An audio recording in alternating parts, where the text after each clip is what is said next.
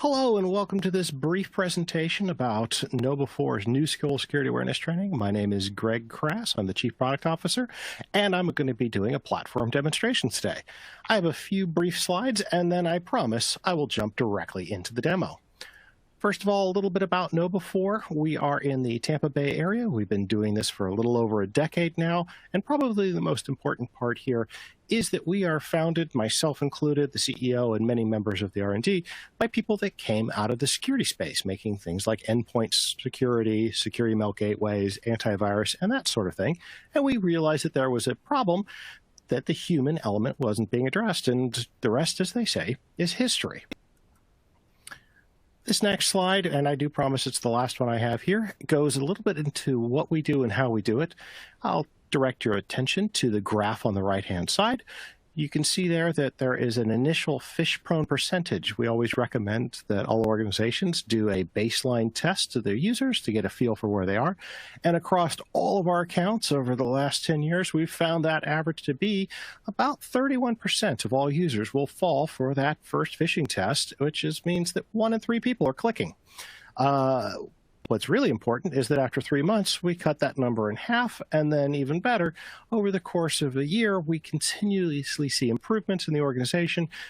On average, we drop down to 4.8%, and even better in many cases. So, without any further ado, let's actually jump into the demonstration of the platform itself.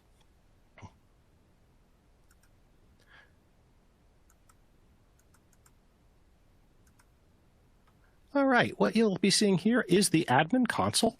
This console is what you'll see when you first log in. It's localized into 10 different languages, but we're going to be using English because that's what I can speak, and I will actually understand the console.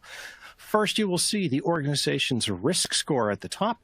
The risk score is calculated for every individual, populated by the virtual risk officer, which is looking at tens of millions of users and literally billions of events to come up with an individual score for every user, and then that's aggregated up to the organization level. I'll show a little bit more about that later.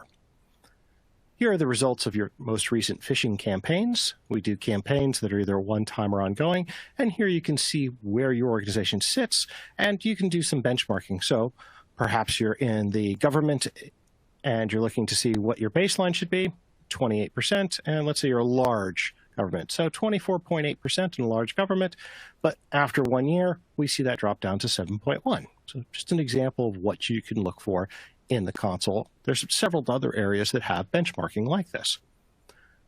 The next area is the Phish Alert button. This is an add-in for Outlook, Office 365, Exchange, G Suite, and even Lotus Notes that gives your users a button where they can report what they believe to be a phishing email. If it's a simulation, it deletes the message and scores it positively. If it's not a simulation, it packages up that message with all of the headers and forwards it to your SOCs for further analysis. We actually have a whole other platform called PhishER that helps with dealing with those messages, but that's a different demo. A little bit further down, we have the results of SAPA, our Security Awareness Proficiency Assessment. This is where you're actually testing the skills of your users. You can see that there's 7 different domains, and again, it's benchmarked against the other customers on the platform. Next one is the Security Culture Survey.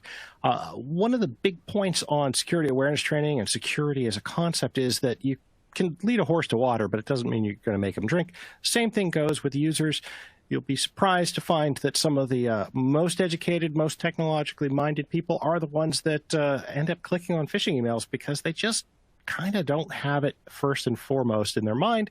And that's why we like to measure the security culture of the organization. And again, it's benchmarked. And at the bottom, we have the results of the most recent training campaigns. So at a glance, you can see how the training is going with the platform. Obviously, we're going for a very short demo here, so I'm going to be jumping around a bit. I do like to point out what it is that we do to get you started with the platform because there is a lot in the platform. For that reason, we have ASAP, our Automated Security Awareness Program. It's 7 questions, and the results is a fully laid out program that you can implement over the course of the year that takes you from the point of engaging stakeholders is usually the very first step, all the way down to setting up your annual reporting or quarterly reporting to be automatically sent to the key people. So this program will get you set up and take you through the entire process. With that, let's talk a little bit about users and groups, how that works. Our console is very much centered around training and phishing users, so there should be no surprise that we have several different ways to get users into the platform. You can use a CSV upload, you can use our Active Directory integration. We have SCIM integrations for Okta and for Azure, and coming soon for OneLogin, and several other identity providers. So that automatically pulls your users and groups into the console, so you don't have to do that. Once you've pulled your users in, you get a lot of information about those users. I'll show you a sample here.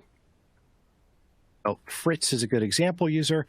At a glance, I can see the phishing results for Fritz. I can see more details about those types of phishing tests that have happened, the training results for Fritz, and then the risk score at the bottom. And you can see that we're pulling in several different behaviors and details of the user to come up with that score.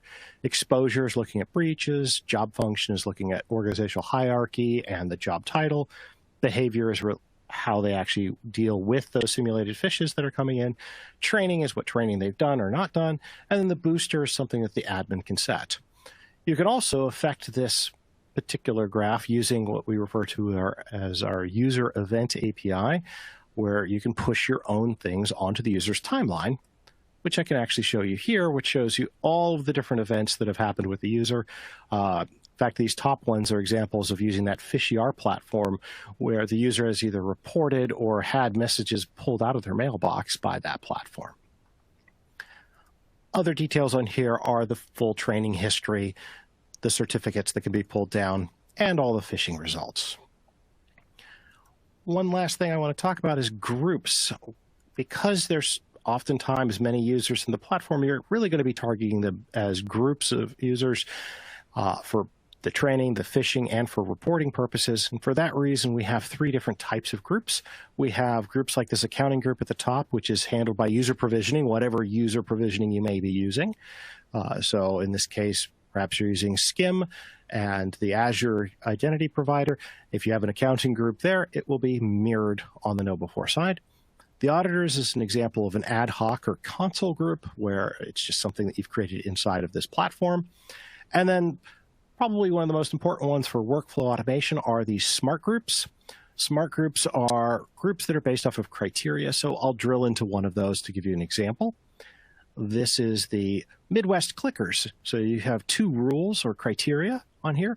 First, we're looking for users that have clicked ever on a phishing email and that they have a location set to the Midwest. So we're looking for people that click in the Midwest, just like the name implies.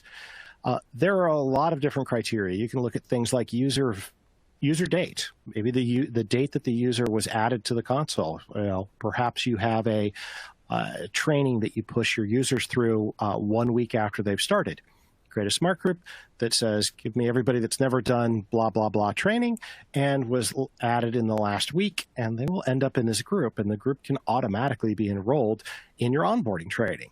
That works for compliance training. That works for phishing campaigns, anything you could imagine. So as many smart groups as you like, you can automate the workflow for those users.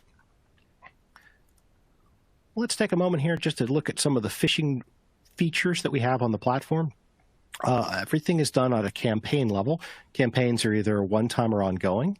I'll drill into a single campaign here just to show a bit of what's inside of a campaign.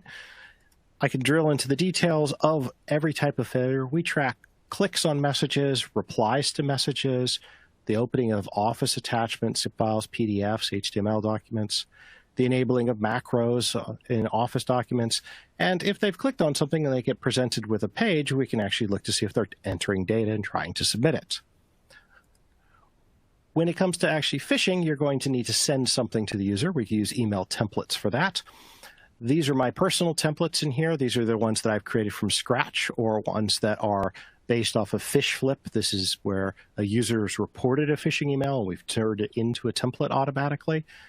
Or we can use the built-in system templates. They're currently, at the time of this recording, there are 12,000 templates that are available, and these are updated frequently. They're also available in, a lot of them are in 34 languages. Some of them are available in up to 50 languages.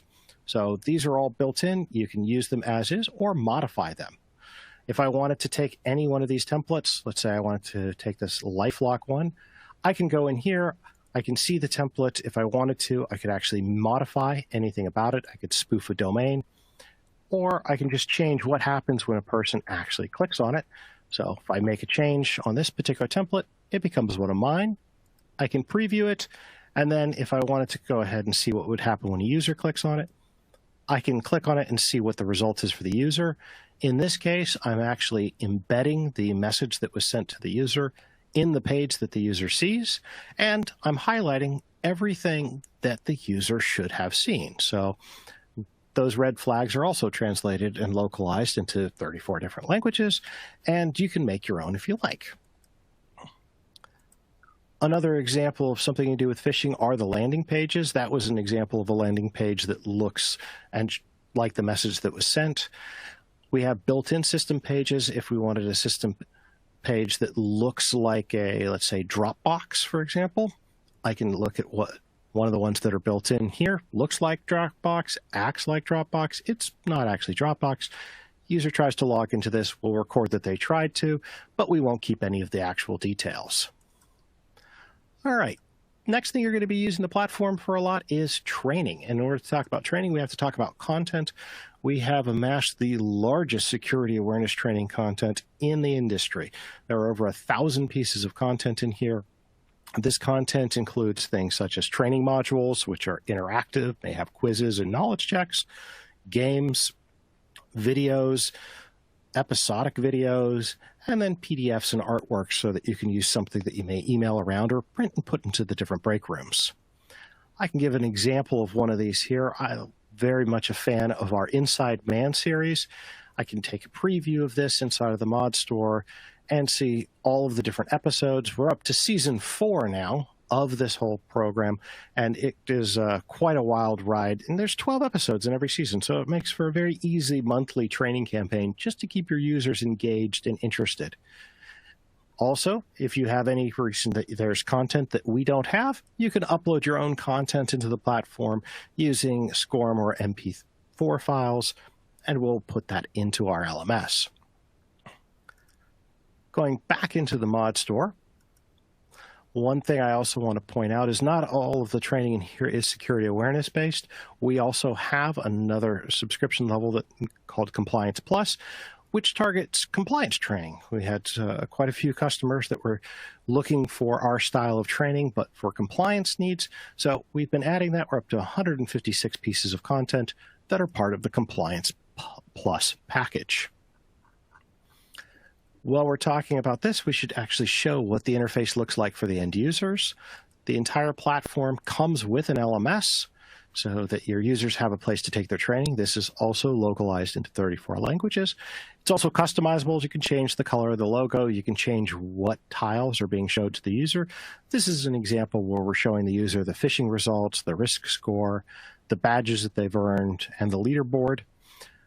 The user can also look at the training that they have to take, select the languages here. There's also a library of training that's available in here. There are several points in the platform where we have AIDA, which is our artificial intelligence-driven agent. This is looking at the behavior of the users, and in this case, we can actually make recommendations based off of the feedback the user has given on the training for what training would be interesting to the users. So this is one of the places. There's also a phishing functionality that can use AIDA to select which templates to send to the users. Let's go back to the console. I want to take a moment just to talk about reporting. Built into the console, there are nearly 80 different reports that can be saved and scheduled to be sent automatically. I'm not going to show all of them. I'll just show one as an example here, which is our group report card. I like this one because at a glance I can pick any group and see the risk score over time, the phish prone percentage, is the group growing or shrinking, and the results of training for that group. If you need more reporting than this, all of the reporting is available as an API through our reporting API so that you can actually pull this information into your own platform and manipulate it as you need. That's all the time we have for today in this particular demo. Thank you for watching and have a wonderful day.